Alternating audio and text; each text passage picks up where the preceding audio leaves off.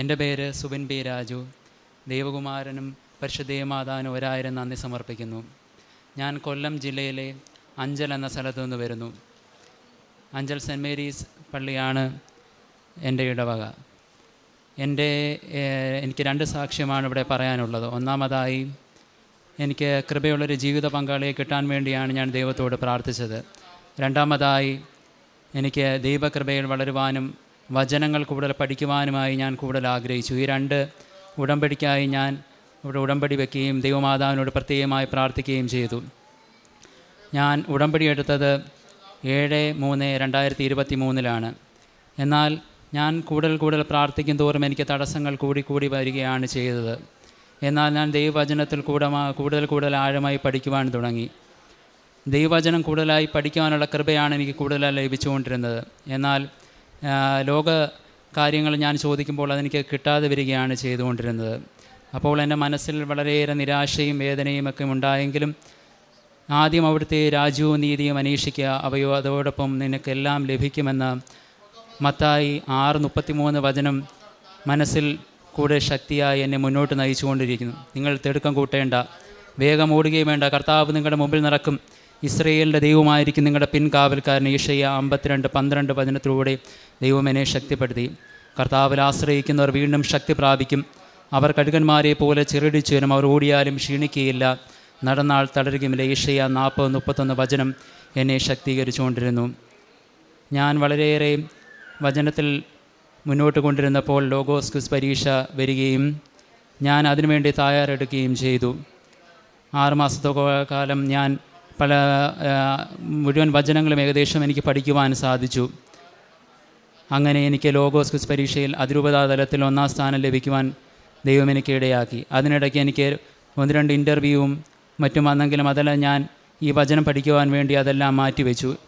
എൻ്റെ ഒരു സുഹൃത്ത് എന്നോട് ചോദിച്ചു, എന്തിനു വേണ്ടിയാണ് നീ നിൻ്റെ ജീവിതം കളഞ്ഞിട്ട് ഇതിനു വേണ്ടി സമയം മാറ്റിവെക്കുന്നത്? എന്നാൽ ഞാൻ എൻ്റെ ദൈവത്തിൽ വിശ്വാസം അർപ്പിച്ചുകൊണ്ട് മുന്നോട്ട് പോയി. ദൈവത്തിനൊന്നും അസാധ്യമല്ല, ലൂക്കാ 1:37 വചനം അടിയുറച്ച് വിശ്വസിച്ചുകൊണ്ട് ഞാൻ മുന്നോട്ട് പോയി. അങ്ങനെ ഞാൻ ലോഗോസ് ക്വിസിന് പരീക്ഷയിൽ 1-ാം സ്ഥാനം കിട്ടി. അതിനുശേഷം ഒരു ബ്രോക്കർ പെട്ടെന്ന് എൻ്റെ അടുത്ത് വരികയായിരുന്നു. അദ്ദേഹം എന്നോട് ഫോണിൽ വിളിച്ച് പറഞ്ഞു, ഇങ്ങനൊരു കുട്ടിയെ ഉണ്ട്, അതിൻ്റെ ആലോചനയുമായി മുന്നോട്ട് പോകട്ടെ എന്ന്. ഞാൻ എന്നാൽ അതിന് ആദ്യം തടസ്സമാണ് നിന്നത്. ഞാൻ പറഞ്ഞു, ഇപ്പോൾ വേണ്ട, കുറച്ച് 2 ആഴ്ച കഴിയട്ടെ. ഞാൻ അത് തടസ്സപ്പെടുത്തുവാനാണ് ശ്രമിച്ചത്. എന്നാൽ ഞാൻ തടസ്സപ്പെടുന്ന തോറും അത് എന്നിലേക്ക് അടുത്ത് വരികയാണ് ചെയ്തത്.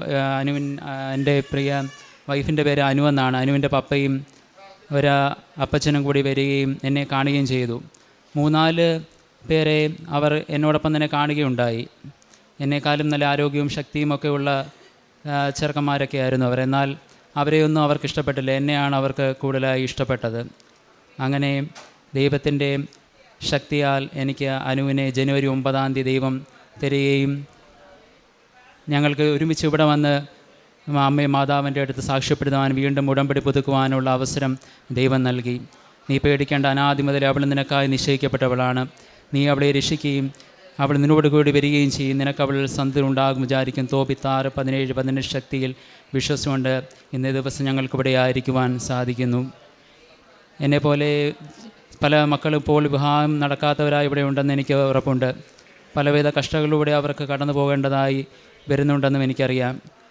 ഇവിടെ വന്ന് ഉടമ്പടിയെടുത്ത ഒരാളെയും മാതാവ് ഉപേക്ഷികളെയല്ല.